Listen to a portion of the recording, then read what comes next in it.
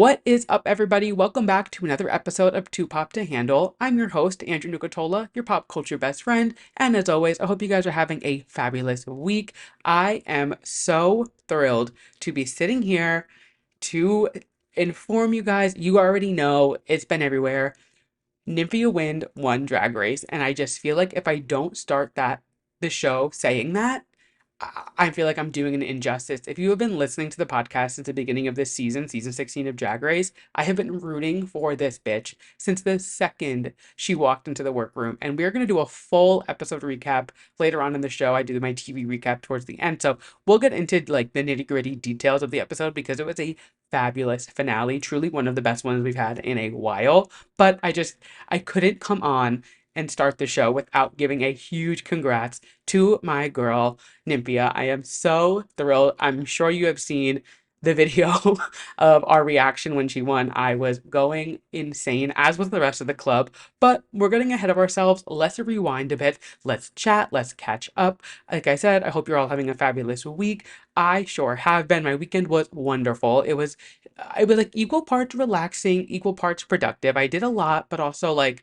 was able to really enjoy it. Friday night, I went to a Drag Race viewing party. If you didn't see, I posted my reaction to Nymphia winning, and literally the entire crowd went nuts. It was so much fun. I've only done two finale viewing parties. I did season 13 for Simone, and I did season 16 for Nymphia, and it is such a fun environment to be in for the finale.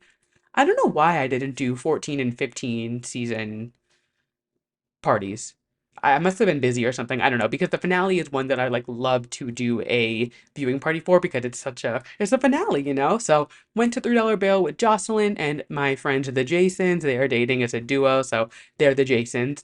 And we had so much fun. It was a blast. And then Saturday I was just living my New York City life. I woke up, it was raining, and I had some work to do, so I had some coffee in bed, worked on an outline for the episode I recorded on Sunday. I filmed some TikToks, did some editing, then I just kind of went about my day wherever the day took me, which was wonderful. Thomas was away. He went to go visit his sisters for a sibling weekend, so I kind of just did whatever. I went in and I made some returns. I did some shopping. I got breakfast. Like I just did like, the things that you do when you're trying to do like a self-care Saturday. And this is just a reminder to take some time, even if it's 2 hours, an hour, whatever time you can do, and just like treat yourself to a little, whether it's a coffee, a vinyl. I bought Sabrina Carpenter's album on vinyl, so that was my little treat to myself that day. Just like give yourself some time to really, get the things you need to do done, enjoy your time. I went for a really long walk. It was gorgeous. It was so nice to just kind of like be on no schedule, be on no agenda, and just go on with my day. So that was my Saturday. It was fabulous. And then Sunday, we worked out, Thomas and then I recorded an episode of the podcast with Delaney, our rather official Taylor Swift correspondent, as I like to call her. We recapped all of Tortured Poets Department for 3 hours. Now, obviously, we're gonna chat Tortured Poets for this episode, but it is going to be a quick 5-minute recap. We are not going to get into it because, like I said, Delaney and I literally yapped for 3 hours on Sunday about this album, and we got into it, the nitty gritty, certain lyrics, different production things that we liked, our favorite songs, what we're liking, what we're not. And the gag of it all is we didn't even do the entire double album, which again, we will get into the whole double album of it all in a bit. But that episode is live. You guys are loving it so far. It's gotten so many good comments. People are loving it, saying they love our take, saying they feel like they're in the room with us. And that's exactly what I always want this podcast to be. I always want it to kind of feel like you are having a conversation with one of your friends. We're on FaceTime. Obviously, we can't have a conversation because, it's recorded. But like when I had Delaney on, when I had Gatti on, and being able to have someone to talk to, like, and the fact that that kind of translates even to my audience who is used to a solo episode, it's just fun. Like I said, this is a new journey for me. I've been doing this for 6 months on Thursday, which is crazy, and seeing like what people like, what they don't like, and just kind of like how an audience has begun to form and things like that. It's just cool. It's fun. And I just like, I like seeing what people like, and you guys are loving the Taylor episode. So thank you for all your love on that. Delaney, thank you for coming on and spending your afternoon with us because we literally talked for hours, but it was so much fun. And definitely go check that out.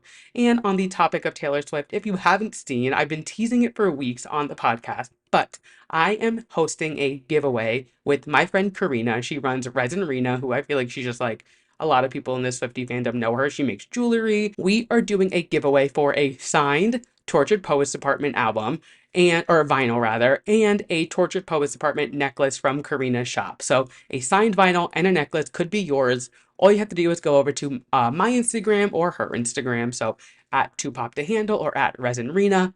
Follow us both. Tag somebody in the comments, like the post, and if you want to share it to your story for an extra entry, go right ahead. But that is running until Friday. So this episode is coming out on Wednesday, the 24th, Friday, the 26th. At some point, we'll pick. So you have 2 days to enter from when this goes live. So go over there, enter. It's exciting to be able to do this because I was able to get a signed copy for you guys. So really, really excited for that. People have been entering left and right as I expected. So loving the feedback on that. And yeah, just it's just been, I mean, the elephant in the room, the elephant in the Tortured Poets department is a Taylor Swift. So obviously, let's hop into it.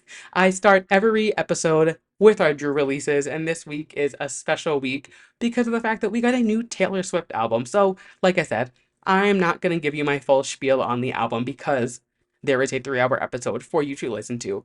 Listen to it in parts. I know it is overwhelming. That is a very long episode, but break it up. That is really like 2 or 3 podcast episodes. So go hour by hour, an hour and a half at a time, sit down and commit to the whole 3 hours. However you want to do it, go over and listen to that if you want my full thoughts on the album. But the TLDR on the album is I am loving it. Full transparency, the second half of the album I have not really listened to much because I have been so overwhelmed with the first half and trying to like, I was getting that episode out. I was trying to like dissect the lyrics and do all of that. So first and foremost, the double album conspiracy finally came true. What the fuck? I feel like we have been speculating double albums from Taylor for years, and we finally got it. And she's been teasing it, she did it when she announced the album on the Grammy stage. There was the two, like the peace sign at the library. I talked about it last week on the episode when I did the like breakdown of it, but like it finally happened. We got the double album, and I was shook when I woke up. I did not stay up for the midnight release. Could not do that. But yeah, what the fuck? A double Taylor album. So very crazy. And before I go any further discussing this album on this episode, all I need to say is I was so completely wrong about what I said about Joe Alwyn last week. I take it back. I am so sorry. This album being about Maddie Healy is crazy. I did not see that coming, but now having the album, it makes so much sense. Like, it all makes sense. Joe is not a tortured poet. Joe is fine. Like he's not a tortured poet. Maddie Healy, however, a tortured poet. Like it makes so much sense and it was so clear, but I love the fact that none of us knew and we all had the realization that it was a Maddie Healy album at the same time. Like there were no hints of who it was about. We just assumed Joe because we all kind of like forgot that there was a blip in time with the whole Maddie Healy of it all. Fucking insane. I cannot believe it. Like I said, we dove into it deep on the episode, but Joe Alwyn, I take it back. You are not the most hated ex. I believe Maddie Healy now is.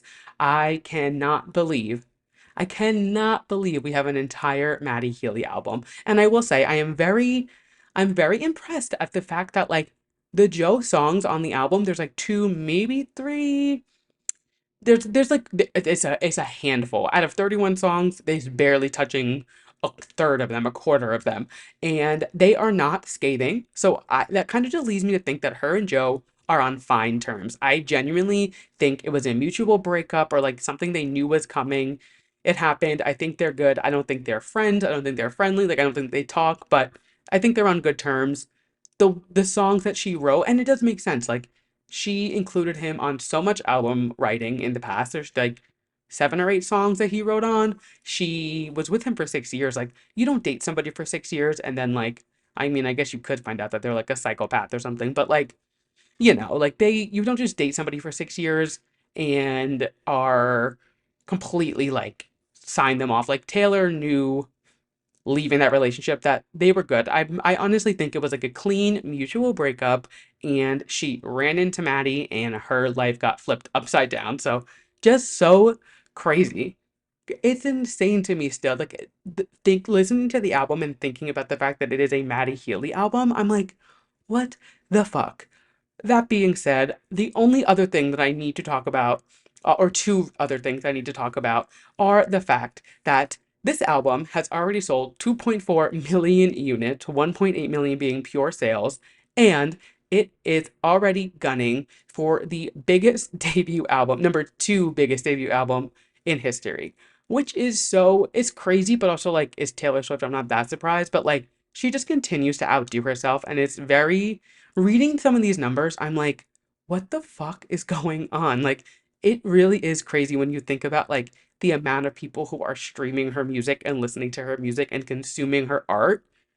It's like that's got to be a weird thing to be Taylor Swift. Like putting yourself in her shoes and being like, "Oh, X amount of billion people are listening to my diary."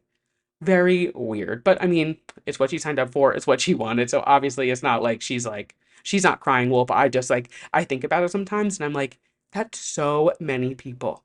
So many people. It's fucking insane. And the other thing that I need to touch on, thank you, Amy. The fact that we have a Kim Kardashian track from Taylor Swift in 2024 was never going to be on my bingo card, but that seems to be the theme of the album. And the lore of it gets even crazier. Kim Kardashian posted a photo from 2022 today of her and Karlie Kloss. It's not just the two of them, but it's like she's in the photo. And I just cannot believe we are so back. We are so back. Is the photo a dig at Taylor? I don't know. Is it very coincidental that Kim posted this photo 4 days after a diss track about her from Taylor came out? I mean, you know, I don't know. I don't know. It just seems a little fishy. The post was not about her, was not about Karlie at all. She was just in the photo and like maybe she didn't have another picture to post. I don't know the situation, but it just seems very strange. Very strange. Like for Kim Kardashian to post a photo with Karlie Kloss 4 days after a Taylor Swift song about her comes out, I'm not good at math, but I don't know. Something is weird. But yes, that thank you, Amy track. Then when I woke up and I saw that, I was like, are you kidding? We are fully back. We are so back. It's insane. I kind of live for it. I'm on, and I see both sides. I see why Taylor released it. I get it. I could also see why Kim would be like, what the fuck is going on? Like, what is happening? And I don't want to get into my conflicting feelings there because like yes it has been so many years and now a song is coming out but also like if that's what Taylor's feeling that's what Taylor's feeling who am I to upset a tortured poet, you know what I'm saying? So that being said, if you want my full spiel on the tortured poets department, head over to that episode. It is live now. Like I said, people are loving it, and thank you to everybody who listens to the entire 3 hour episode. I know that is lengthy. I did not expect it to be that long, but what can I say? When you put two professional yappers together who love Taylor Swift and ask them to talk about Taylor Swift, you're going to get a 3 hour podcast episode. So get comfy, sit down, break it up into parts, do whatever you got to do to get through it. But I promise you, it is worth the listen. We get so into this album and so into the lore. Lore, Carolyn, if you're listening to this, my friend Carolyn commented, she's like, take a shot every time you guys say lore. But there's a lot of lore on the album, all right? So there was just so much to discuss. I had so much fun with Delaney. So again, Delaney, thank you for doing that. And let's put Taylor Swift behind us for the episode because I honestly, and I'm not saying this in a bad way, but I can't talk about her anymore after that weekend. Like it's been so much, and I'm not obviously like anti, but I'm just like I need to like give my brain a break from Taylor Swift for a little bit because I'm like it was a lot. That being said, some other releases. So I didn't talk about these last week just because of the fact that I knew Tortured Poets was coming out. And I was like, I'm gonna just talk about these next week. But we did get two other releases. We got It Is What It Is from Rachel Chinariri, and Paris Hilton released Fame Won't Love You, which was a collaboration with Sia. So this new Rachel track, if you've been listening, you know that I am loving everything Rachel has been putting out. She is a new, not really new, she's been putting out music for a while. She's new to me, and her debut album is coming out, but she has a few EPs and other bodies of work that she's released.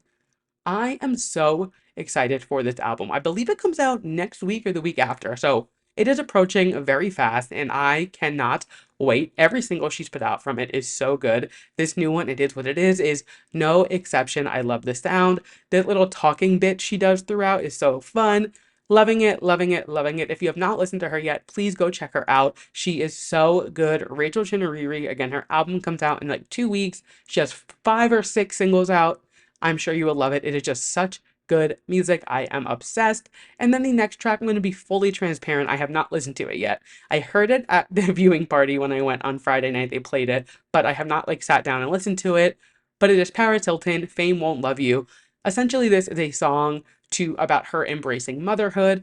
And like I said, I haven't listened to it, but I can't express enough how much I love seeing these Y2K it girls who went through it with the media, paparazzi. They all battled with whether it was like addiction or party, like whatever it was. Like, you just think about like the Bimbo Summit, like Paris, Lindsay, Brittany, the three of them now just like living their lives, doing their things. I just love seeing it. I love to see Y2K it girls thriving in the year 2024. It makes me so happy. So to see Paris being a mom and like releasing music again and just doing what makes her happy. I love it. I will listen to the track soon. Like I said, I needed a break from Taylor, so I'm shifting back to some other music and like just kind of like engulfing into that for a bit because 31 tracks is a lot. So I will definitely be listening to Paris sooner than later, but I just needed to give her a little shout out because I have a special place in my heart for our Y2K girl. So those are our releases from last week. This week, the only release that I could really pinpoint that's coming out is Normani finally releasing the lead single from her upcoming album. It is called 159. Not really sure what the message behind it is, but it is dropping this Friday. There was snippet she released is very R&B focused, which is what I expected from her. Very, very excited for Normani to start releasing music again. We've been waiting for so damn long. Motivation, I loved it. I was all over that track. I saw her at the VMAs when she performed it. Like, I was ready for Normani world domination. And the fact that it has been, what, 5 years since that came out and we're just now getting an album, like, girl, you are so late. Your assignment is so late, but I will take it. It better deliver. It better be good. I am so excited. Honestly, I don't think she would release anything not good, to be honest. Like all the features and singles she has done over the last few years, I've loved. I'm not even singles, it's really just been features. So I'm just very excited for new music from her. I'm very much looking forward to this album. So we will chat about that release next week once it comes out. But those are all of our music releases. If you don't know, I do have a playlist that I update every week. It is on Apple Music, Spotify. You can find it in the link in my bio. And I always add the music that I talk about on the show so you can find it easily. I don't want to make you do the work. So go check that out. I will have the song on there. And yeah, those are our Drew releases from the week. So let's move into some other pop culture topics. Staying on the topic of music though, is Beyonce doing Stagecoach this weekend?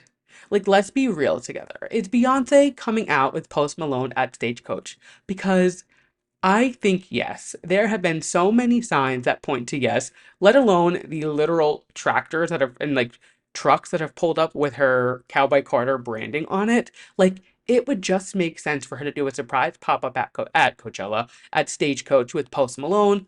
Obviously, they both just collabed on Levi's jeans. Also to note, Willie Nelson is performing at Stagecoach this year, and he has the two interludes with her, Smoke Hour 1, Smoke Hour 2.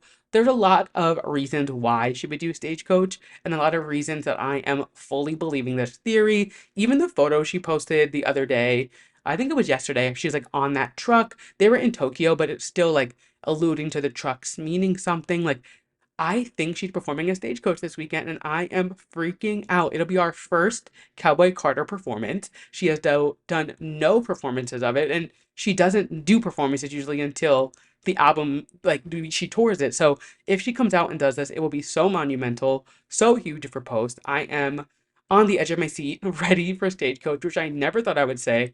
You know my journey with country music. I don't keep up with it. It's not my go-to genre, but I am fully tuned in this weekend for her to be coming out for Post Malone's set. I don't think he's the headliner that day. He's like the one right before the headliner, like the second line, if you could picture a festival lineup. So like still a huge performer. He's still, I think, second to last. So like I don't know. I signs are pointing to yes. And I swear to God, if we get a Beyonce performance this weekend, even if it's one song, oh, oh, I will die. She has been very active. She just updated literally like an hour before I started recording. She's been updating her bencountry.com website every few days with little snippets and things like that. No one knows what this website means. Like, it is literally just kind of like almost like a Pinterest board for her to just add videos and pictures to. And it's been like, it was every day the album release or like the week. Yeah, I think it was every day she was updating it. And she kind of stopped, and now it's been kind of sporadic, but we just got a new update. She put a new video on there. So I think she's gearing up for something. She's also been posting a lot on Instagram, which we all know, like, Beyonce isn't active on social media unless we need to be alert. And I am alert. I am fully alert. I am like, what is happening? What is going on? So stay tuned for that. I will be posting it immediately when it happens or if it happens, but I am crossing my fingers. I would die. I would die if she comes out with posts this weekend. That would be so, oh my God. Oh my God. I'm like freaking out thinking about it, but I don't know. Let's not count our chickens before they hatch, but I am very much believing these conspiracies. Oh my God. Moving on to some other news that I'm not so happy to report, but I also don't think it's true. And I've said this before, whenever it comes to like a court case that's just like somebody like accusing somebody of something, I usually, unless there's like hard, solid evidence or like they are in court and it is proven, I usually kind of stay neutral and I don't believe it. But as of today, an old photographer of Megan Thee Stallion is suing her for saying that she created a hostile work environment, which I just don't see that happening with Megan Thee Stallion. But also that she forced him to watch her have sex with a woman in a moving car and then fat shamed him and told him not to ever speak of this again. Now, again, I I will always I'll believe both parties until whoever's proven, you know what I mean? Like, I'm not gonna say this man is just coming at her for no reason, but Megan's lawyer did put out a statement that actually made me like kind of raise my brow, and I was like, he has a very good point. He said, "This is an employment claim for money. There's no sexual harassment claim filed, and with accusations to attempt to embarrass her, we will deal with this in court." So like clearly that just made sense to me. Like, he's not filing for sexual harassment, which if you were forced to watch somebody have sex in a car, like, I believe that you would be more concerned about the sexual harassment than like the work environment. You know what I mean? Because then he goes on to say that he stopped getting jobs from her and Rock Nation. He's also suing Rock Nation for it. Like, it does again. If this happened, I am not saying this is okay. I'm not like whatever, but like it is weird that he didn't file for any sexual harassment claims, only for like a hostile work environment when his biggest argument is that he was forced to watch her have sex with a woman in a car, which I don't know. I mean, do your thing, I guess, but like we will see. So that would literally this happened today, and I was like, oh, okay, we need to talk about this and like start this conversation because I'm like, what's going on? Also, like, it just makes me think of like the whole Lizzo thing where like again she is going to court for it, but like when the dancers were asked about it, they were like, well, we couldn't really pinpoint a moment. It was just the vibes. So I don't know if this is something that like people are doing now to try to get like money out of these people, or if the legal system is like really good at protecting these people because they have the money, the celebrities. Like, I don't know. It is very crazy. And like, I feel like after Quiet on Set and like all of these things that come out about like Diddy and all these people, you just never know what to believe anymore. You know what I mean? But like, I don't know. Megan Thee Stallion is very much like a girl's girl and very much like doesn't seem like somebody who would make a hostile work environment, but then again, so did Lizzo. So it's hard to say. But until then, I mean, you guys know I love me some Megan. So I'm curious how this pans out. And the way that her lawyer is already releasing a statement almost makes me think like, okay, this is definitely not true because you don't just release a statement without like evaluating the entire possibilities. You know what I mean? Like, you don't make a statement like that and be like, this will be handled in court unless you know and you have hard evidence that like this isn't true. So I'm leaning towards the fact that like that's not what happened. Like, maybe she was kissing a girl or someone in the backseat and he's being dramatic about it. I don't know. Again, this is all just happened today, and I was like, "Oh, I'm recording today. Let's chat about it." But I'm curious, like, how this pans out, and I'm curious, like, especially with Rock Nation being involved, like, Rock Nation, they probably have the craziest legal team out there. Like, I don't know. I'm very curious how this pans out. So I wanted to just, bring it up, chit chat about it. And as much as I hate talking negatively about Megan Thee Stallion, I'm a pop culture podcast. I got to update the people on the news, but I am, I'm hoping this isn't true. And I'm hoping that this is just a case of like they're looking for money and looking to embarrass Megan for some reason. Who knows? Maybe Nikki's up to it. I'm just kidding. That wasn't funny. But like, I don't know. It's such a weird topic to talk about. Like, it's such a weird thing. And like, any situation like this, it's like, how do you talk about it without just like, not like, you don't know what happened. Like, we are just spectators, you know what I mean? And it's just like, I'm not laughing at what could have happened. I'm laughing at like, what, I don't know. I don't know actually what I'm laughing at. Who knows? I don't know. I will keep you updated on anything that comes from this case. But the lawyer's statement being so bold and coming out so quick, I'm leaning towards they're gonna beat this. But on some more exciting news, let's get past the negative weird stuff and talk about the fact that over the weekend the Spice Girls had a reunion. Now, not the reunion that we want. It wasn't all five of them announcing a tour, wasn't all five of them doing a concert or an appearance, but all five Spice Girls were in attendance for Victoria Beckham's 50th birthday party. They were there. David Beckham shared a video of them doing their choreography. It was two different songs they were doing it to. The girls were girling, and I couldn't be happier to see this. Like, I'm a 90s kid. I grew up loving the Spice Girls. I remember my older cousin Ashley was obsessed with the Spice Girls, and when I would go to their house, my brother would play with my cousin Mikey, who obviously they would do like their sports and wrestling, and I would go into my cousin Ashley's room because, baby gay, and I would listen to the Spice Girls with her, and like that was our thing. We loved Baby Spice, who, I mean, I feel like everybody loved Baby Spice, but I loved the Spice Girls, and I am so excited just to see any little inklings of them together. There's still some rumors of them doing a tour together, and I swear to God, if they do a tour, all five, I mean, if even just four of them do a tour together, I'll be there. But if the five of them tour, that would be so insanely major. Like, beyond major. But this video, I will take it for now. It is filling the little Spice Girl hole in my heart, and it would just go so cute. Somebody also pointed out the fact that the order they were standing in is the same order that they would always stand in. You guys know how like girl groups, boy group, boy groups. Why do we call it girl groups and boy bands? Oh, is it the repetition? Is it the GGBB? Maybe that's why. Girl group, boy band. I don't know. Anyway, we know that they have their positions, especially like I feel like now it is a thing like if you are following a band and you know their spots on stage, like I remember like when I was deep in my Jonas Brothers stand-up, like you would be like, "Oh, I want Nick's side, I want Kevin's side, I want Joe's like center part." Like you knew where your fave stood. So like stands know the positioning. So somebody pointed out that like the Spice Girls, the five of them were standing in the position that they always usually stand in. Just like, and it wasn't even intentional. Victoria said she quote tweeted it or on Instagram somewhere and said like this was not even intentional. It was just natural and happened. It's just a cute little thing, a fun little nod to the fans that the girls still got it. The Spice Girls are still spicy, and I loved it. Could not let this week go by without talking about that. And in other throwback news, something that I have been talking about for weeks. And if you know me, you know how excited I am for Freaky Friday 2. Jamie Lee Curtis confirmed last week that they have begun the process of the movie. Now, I don't believe they've begun filming because I think that's coming in July, but they have started their meetings. I think they're doing like table reads, getting everything set for like actual production.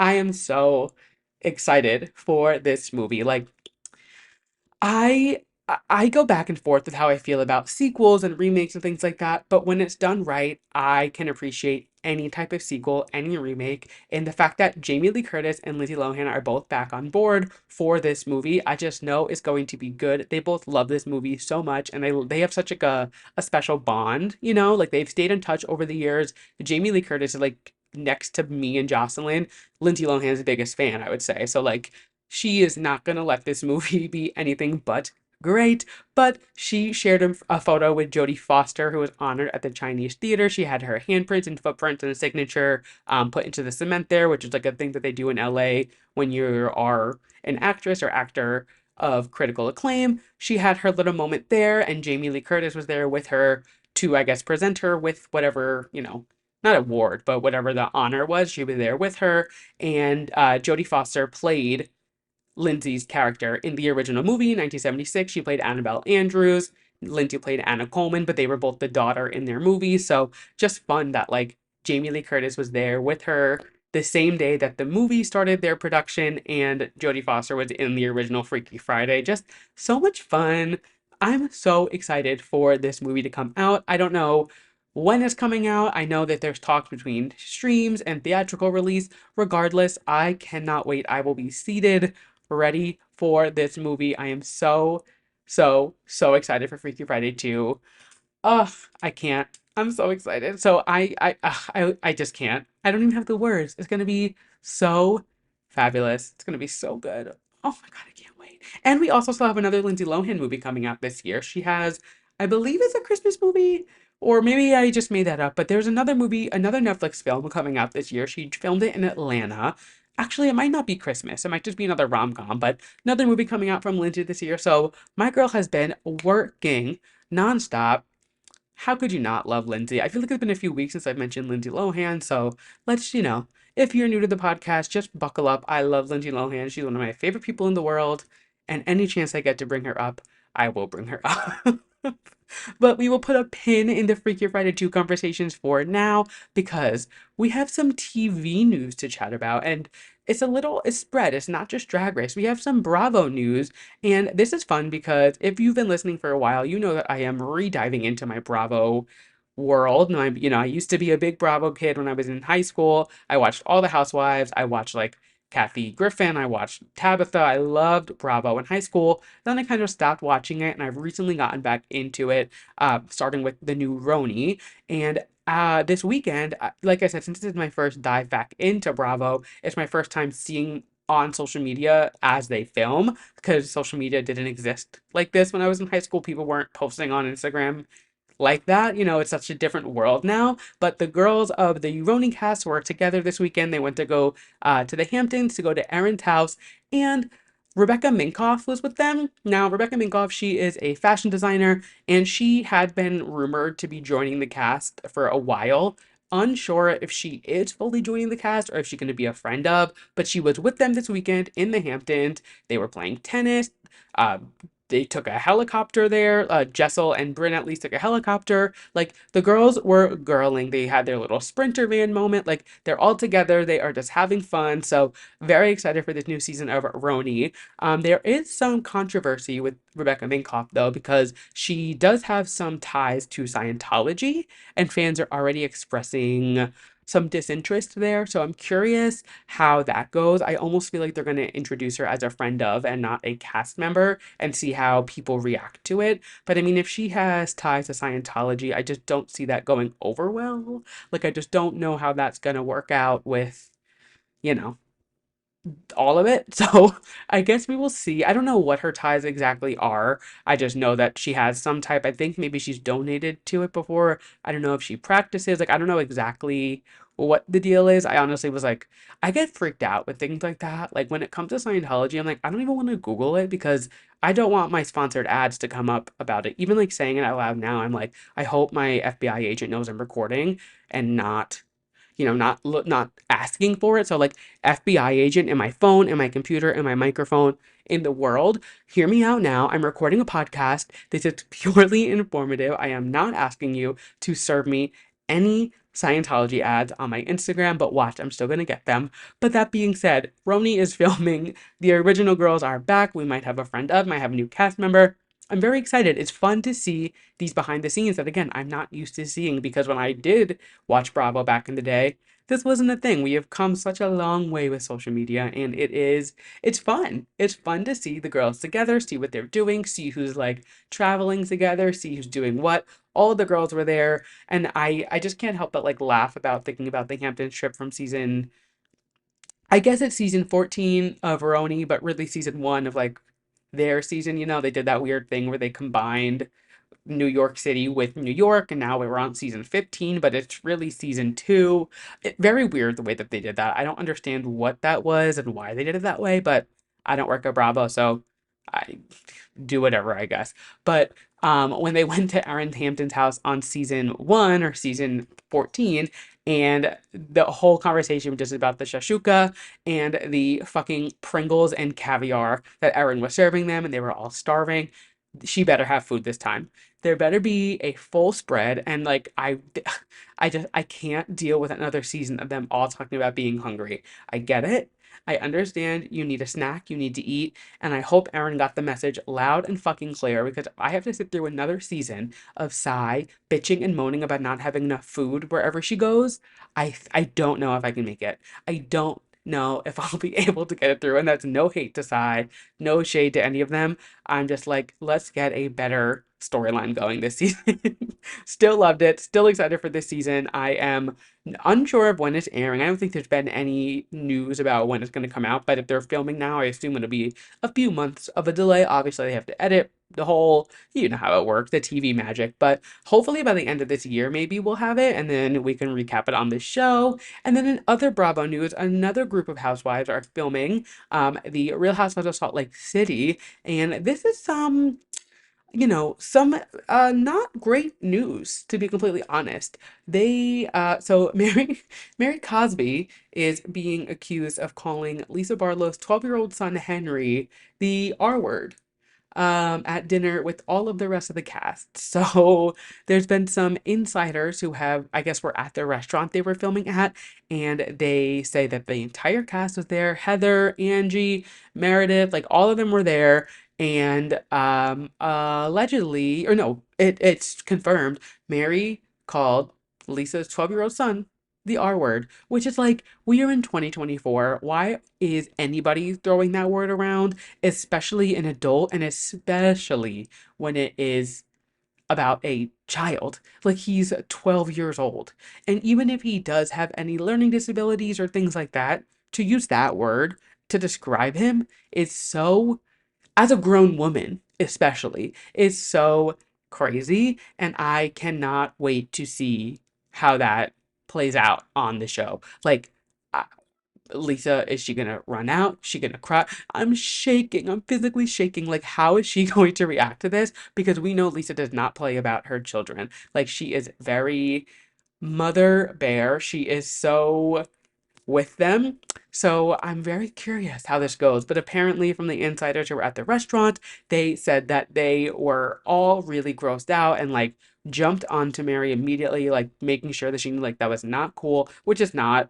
I just don't understand like where that comes from. Especially like Mary has had such a wishy-washy time on the show. She's in it and then she's not. And then she wants back in, but she doesn't go to the reunion. And then she talks this talk in confessionals, but she doesn't actually bring it up to people's faces sometimes. Like, she's just so wishy-washy. So to say that, I mean, if anybody in the cast is going to go to those lengths, I'm not surprised it's her, because I feel like she's not very self-aware and doesn't think before she speaks, and she thinks like she can get away with saying anything because of the way that her church worships her, which is a whole nother topic to get into. Like, that whole situation is so beyond sick and twisted. Like, I don't even know. But yes, there is some drama bubbling under for the Real Housewives of Salt Lake City. And honestly, like, not that I'm glad that this is the drama that's happening, but I was curious, like, how they're going to add some fuel to this fire this season after the bombshell that was Monica being Reality Von Tease last season. Like, there's a lot to live up to, and I'm very curious how they're going to live up to it. I love the cast, like, I love these girls, but Monica did add such a spice, and like, realistically, like, that whole fiasco is why I started the show. So I'm very curious to see how this season plays out now that we don't have that drama. There's no Jen Shaw drama. Like, I am very tuned in. I'm excited regardless. Like, I'll watch it, and again, like, I love the cast. So I'm very excited to see how this plays out.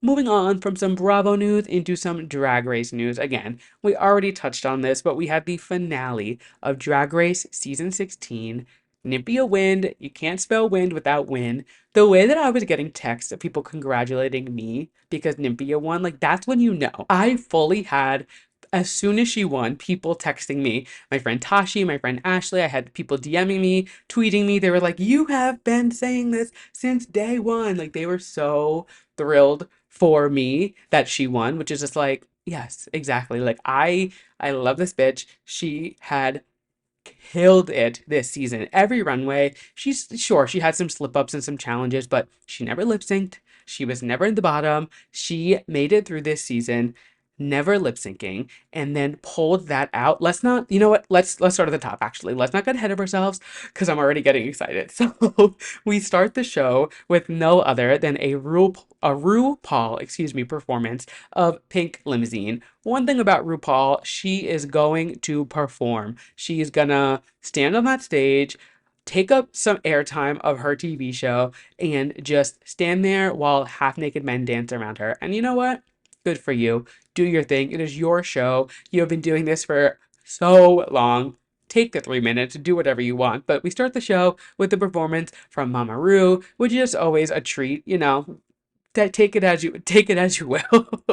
RuPaul starts the show off, and we almost immediately go into the performances. So the top three queens, Nymphia, Plain Jane, and Sapphira, are lip syncing to original songs that were written for them by the producers. You guys, if you watch Drag Race, you know how it works. They have a song written for them essentially, and then they had to perform it. So the performances go on. Honestly, all three of them did a killer job at the performances. Obviously, Nymphia and Sapphira were a little bit stronger than Plain Jane, but I will say I don't think Plain Jane's song really lent her as much as the other ones did to do anything crazy. She wasn't a front runner for me at all. If you've been listening, you know that. But like at the end of the day, she made it the top three. She deserved it. She was a killer drag queen. She still is. She didn't quit drag or anything, but she killed it this season. She was great. She definitely deserved her spot in the top three. But I do think like her song was not as oomph. There wasn't as much like Vava Voom that she could do.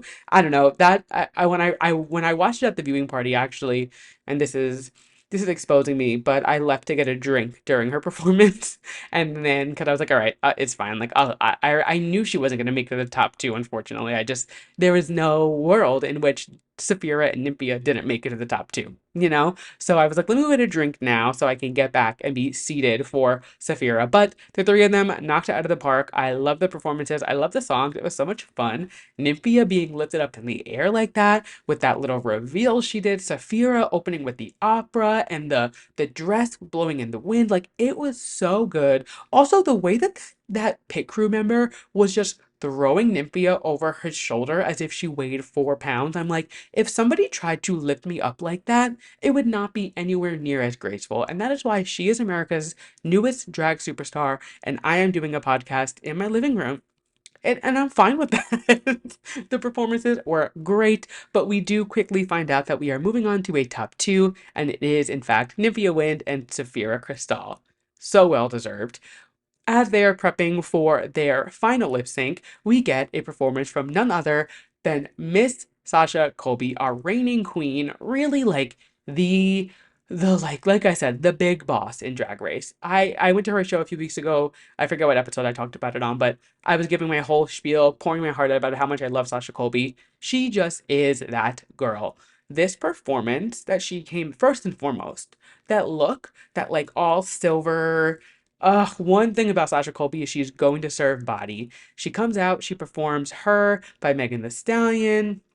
I mean, Sasha Colby performing Megan Thee Stallion is a it's literally like, what more could you ask for? It is an experience. It was so good. The way that she like flips her hair around, does a little whipping with it, like the girl can perform like no other. And that is why she is our reigning, or was our reigning drag superstar. Like she is just drag excellence to such a degree that is untouchable by anybody but Sasha Colby. She fucking killed that lip sync. And then she comes out for her step down look. Oh my god. That dress? Are are we kidding?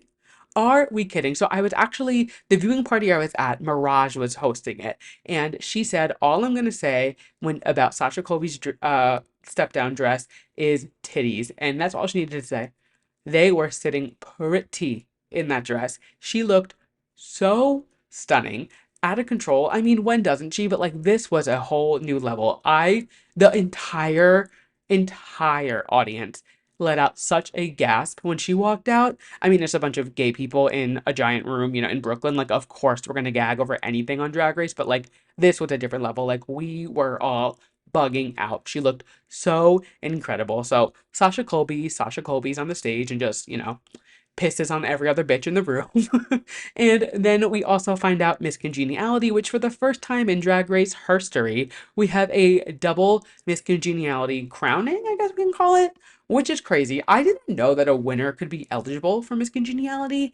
I don't know if that's a new rule or things like that, but Tsunami Muse and Safira Cristal both win the title of Miss Congeniality season 16, and they both take home $10,000, which they were just giving out money left and right this season. Every single contestant got $2,000 from Olay in the finale. I went through and I actually found a spreadsheet of how much money everybody won. Nymphia Wind walked away with $216,950. Safira Cristal walked away with $60,400. Morphe and Love Dion, the mug of all mugs, walked away with $50,700. Plain Jane, $43,100, and Tsunami Muse walked away with $12,500. Tsunami walking away with 12 grand. Girl, good for you. Like, get your coin. She ate. Morphine walking away with $50,000.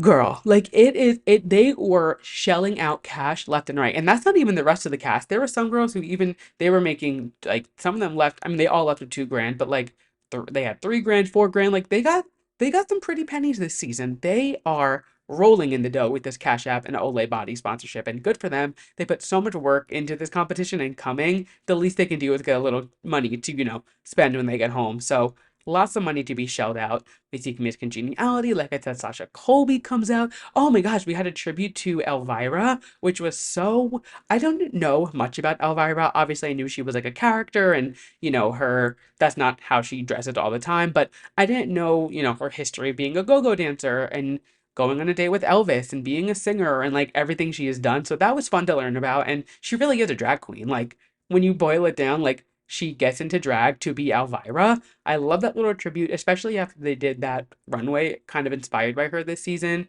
Such a fun little tribute. I loved it. What does she get? The Giving Us Lifetime Achievement Award, which one thing about Drag Race is they're going to make a pun, which is what I love. I love a good pun. I work on social media. I write captions all the time. I love a good little pun. So I think that just like scratches an itch in my brain when Drag Race does it. So she gets the Giving Us Lifetime Achievement Award. I just love saying it. It's so funny. And then it is time for the final lip sync.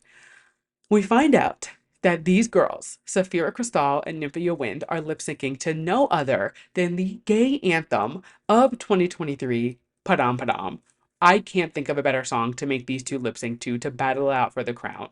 It is so good. I mean, Kylie Minogue has been a fan of Drag Race for years, so I'm not surprised that she was, quick. I'm sure she sent them, she was like, here, take it, whatever you want with it. Like, she probably gave it to them for nothing. Like, she was probably more excited, like Miley, like more excited for it to be part of the show than to actually get any kind of check or clearance for it. So they lip sync to Padam Padam, and holy shit,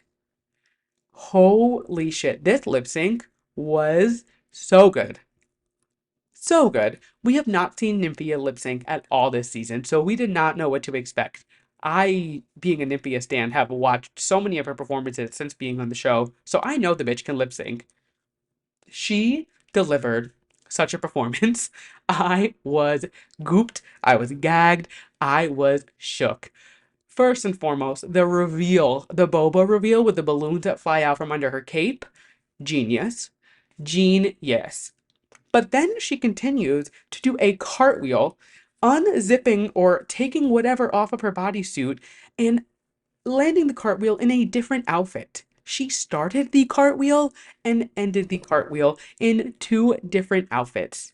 I can't even do a cartwheel in one outfit. And this bitch is doing a change mid cartwheel on stage. That is why she won $200,000. Like, are you kidding me? Do not get me wrong, Saphira devoured that lip sync as well. Her reveal, I loved it. I loved the wig reveal, but Nymphia really just stole the show. And it really does show that, like, this can come down to the final lip sync. Like, this can literally, Saphira had, I mean, they both had killer track records, but on paper, Saphira, actually, no, I think they both had 4 wins, so I take that back. Yeah, the only thing that Saphira had, actually, I guess Nymphia had a better track record because she was never in the bottom. So that being said, Nymphia Wind is now crowned as America's newest drag superstar. This season was so good. This is one of the best seasons we have had of Drag Race in years. I loved the queens on it. I loved what they gave. The finale was so fun. This was such a fantastic season, and I am so happy that this was the first season I got to recap on Too Pop to Handle.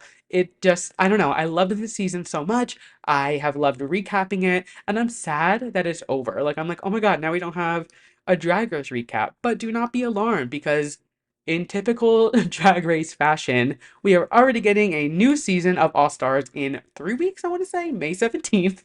And today, it's like they knew I was recording, we got our Meet the Queen. So, of course, we are going to dive into this Meet the Queens and go through this cast list because it is a good cast. So, first and foremost, we have Gottmik from season 13, who I loved on her season.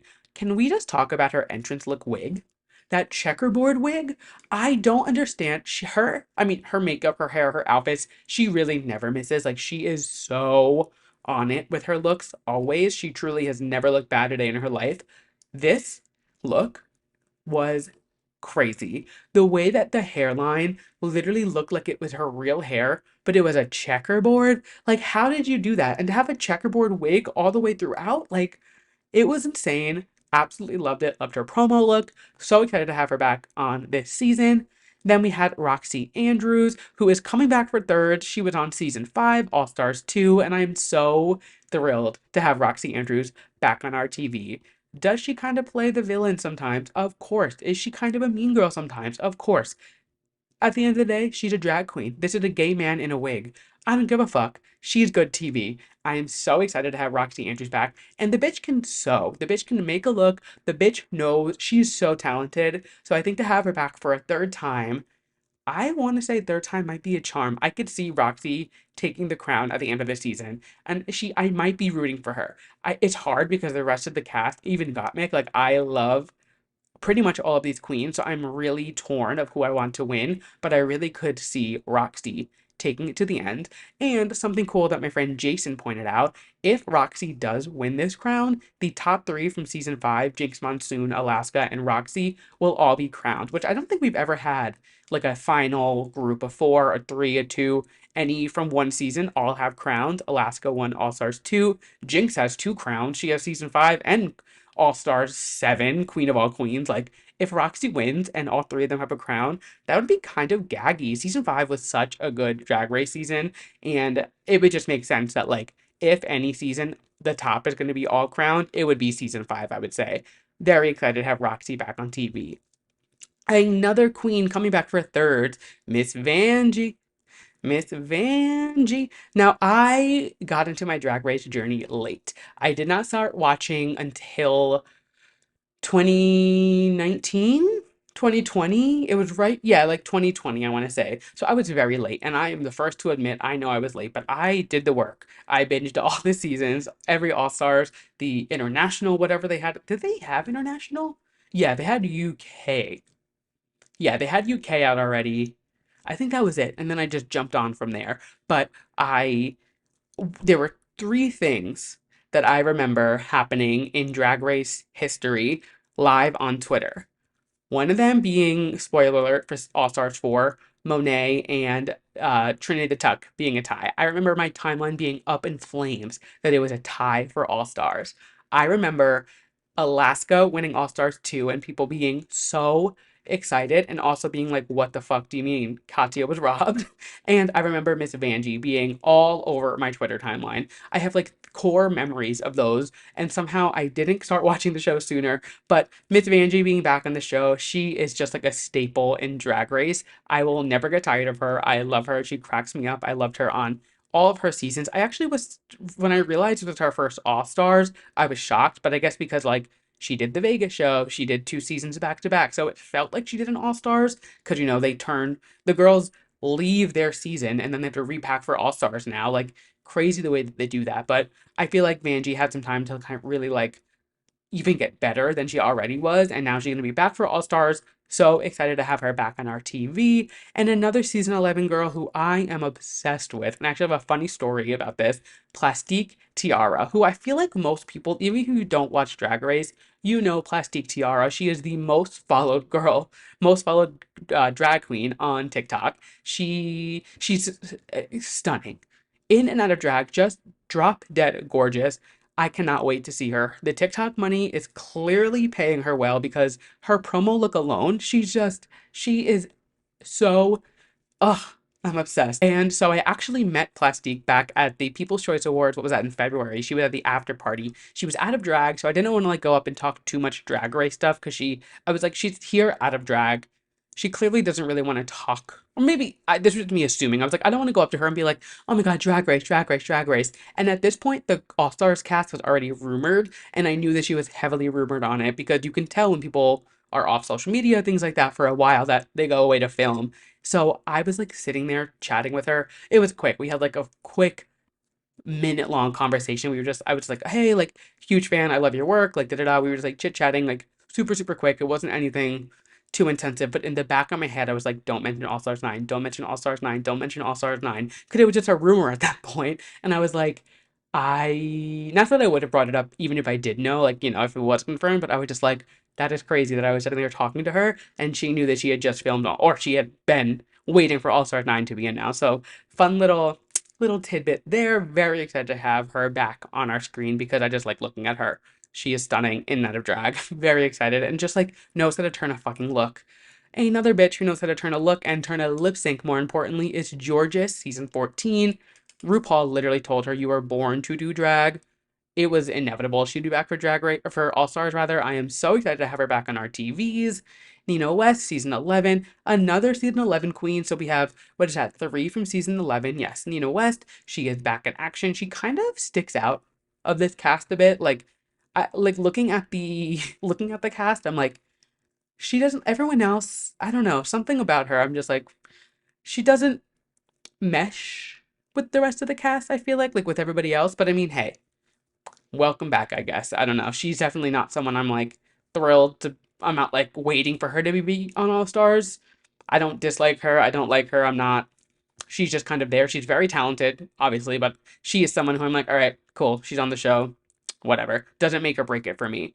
But this next bitch, she was my favorite on season 14. I loved her. I was obsessed with her. Literally, pretty much the whole season, I was rooting for her. I wanted her to win so bad.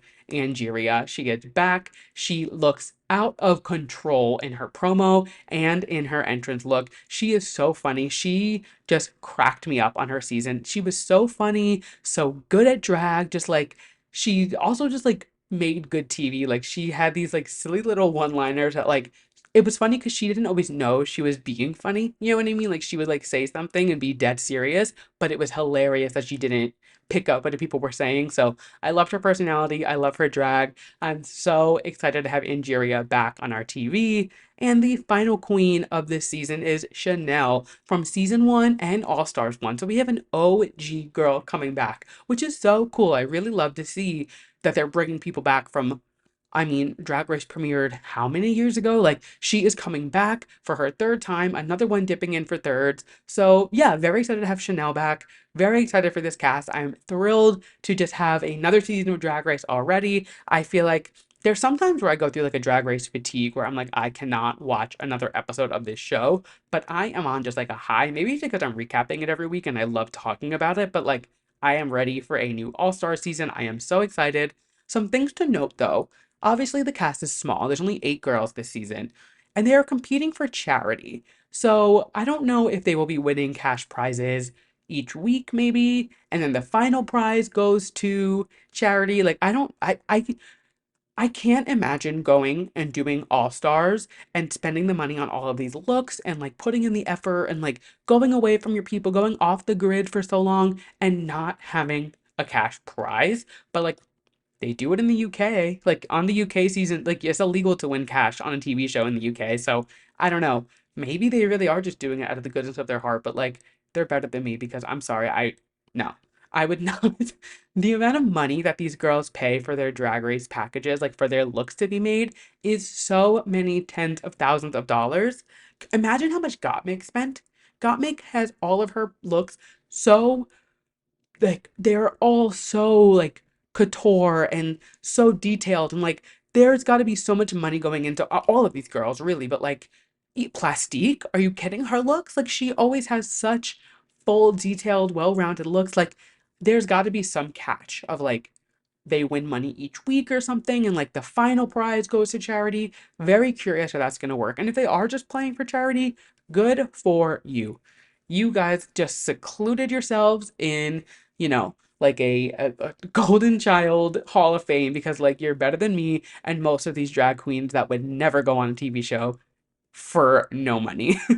That being said, it is a non-elimination season, meaning nobody goes home. It is just like All-Star 7, but I don't know how I feel about this. So, All-Star 7, the difference there when it was non-elimination, it was all winners. They had already all won this season once. They were back to compete for the Queen of all queens.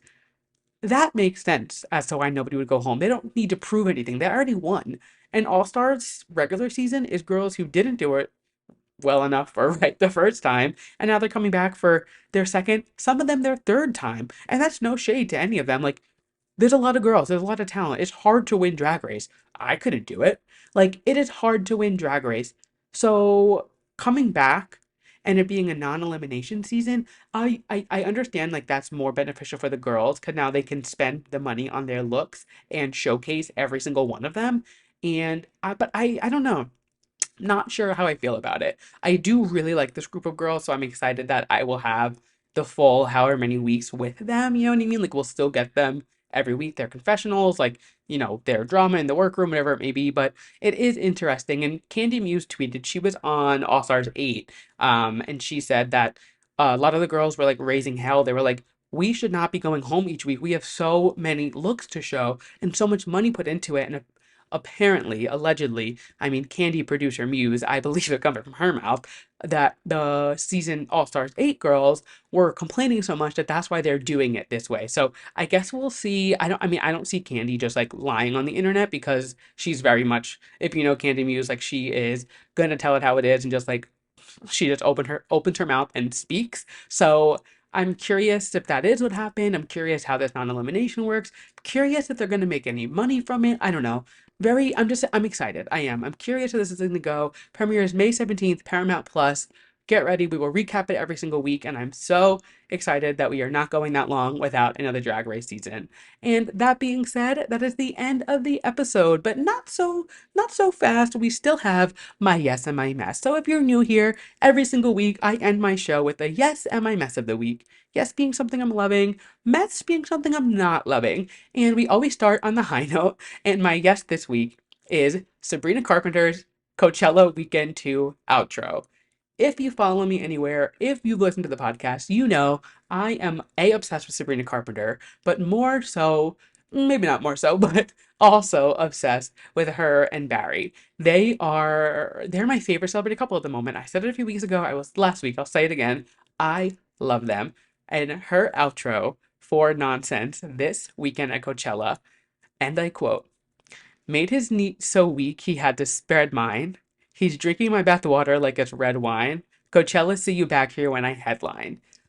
He's drinking my bath water like it's red wine.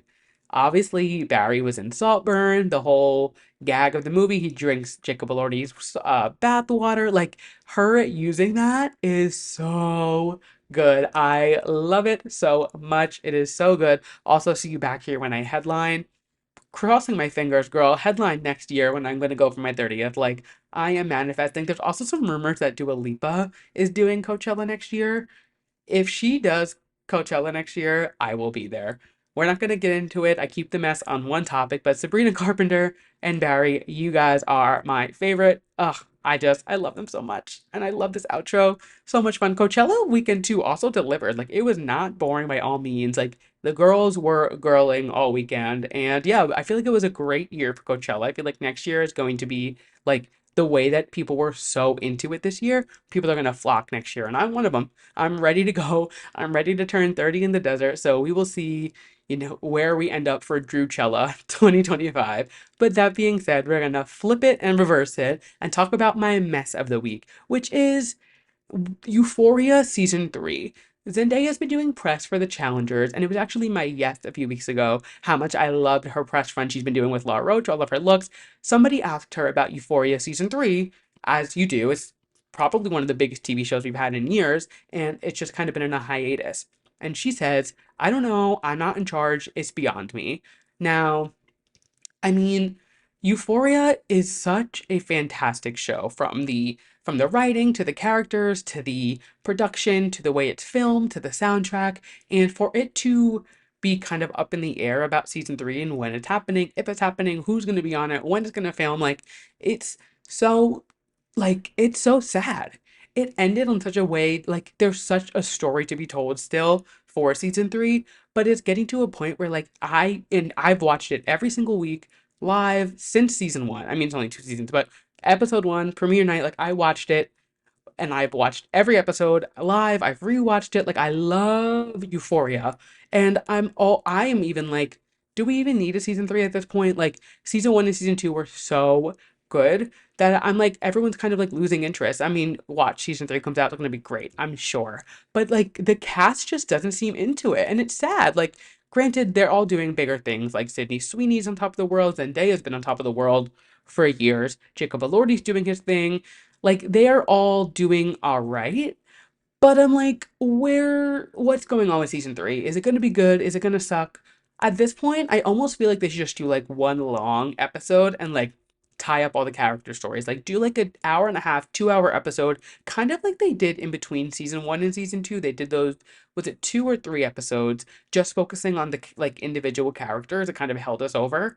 Just give us like a 2 hour movies type situation, tie up all the stories, get it done, and like put the bow on top. Like put all of your work and effort into it, because even the way that Zendaya is talking about this, I'm like, they're not into it. Like I'm sure they'll all deliver a killer performance if and when it does happen, but I'm like, if you guys are kind of like about it, we're all gonna be about it. And it was sad to see, sad to hear, especially because I'm loving this press tour she's doing for the Challenger. I definitely want to go see that movie. It's getting really good reviews, but I was just like, ugh, that sucks.